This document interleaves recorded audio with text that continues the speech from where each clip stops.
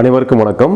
சமீபத்தில் ward number 17 இடைத்தேர்தல் நடைபெற்றது. அதாவது ஏற்கனவே இருந்த தரம்தர் நாராயணன் என்பவர் மறைவால் அந்த வார்டு காலியாக இருந்தது. அந்த வார்டுக்கு சமீபத்தில் இடைத்தேர்தல் நடைபெற்றது. அந்த தேர்தலில் கணேசன் என்பவர் 1050 வாக்குகள் பெற்று வெற்றி பெற்றிருக்கிறார்.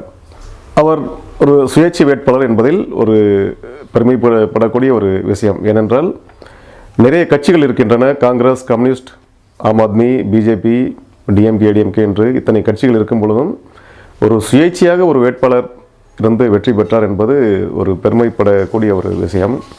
அது மட்டும் இல்லாமல் அவர் அந்த ஏரியாவில் ஒரு சிறிய கடை வைத்திருக்கிறார் என்று சொல்லப்படுகிறது. அது மட்டும் இல்லாமல் அவர் 9ஆம் வகுப்பு தான் படித்திருக்கிறார். இதை டிமெரிட் செய்யவில்லை. அதாவது ஒரு 9ஆம் வகுப்பு படித்த ஒருவர் ஒரு கவுன்சிலராக வெற்றி பெற்றிருக்கிறார் என்பது அவர் வெற்றி பெற்றது பாராட்டப்படக்கூடியது. கவுன்சிலர் ஏ கணேசன் அவர்களுக்கு அந்தமான் துணை ஆணையர் பதவி பிரமாணம் செய்து வைத்தார்.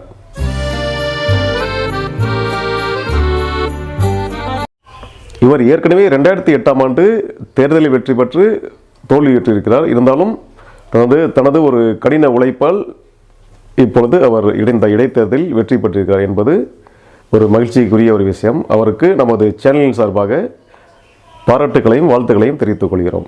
நன்றி, வணக்கம்.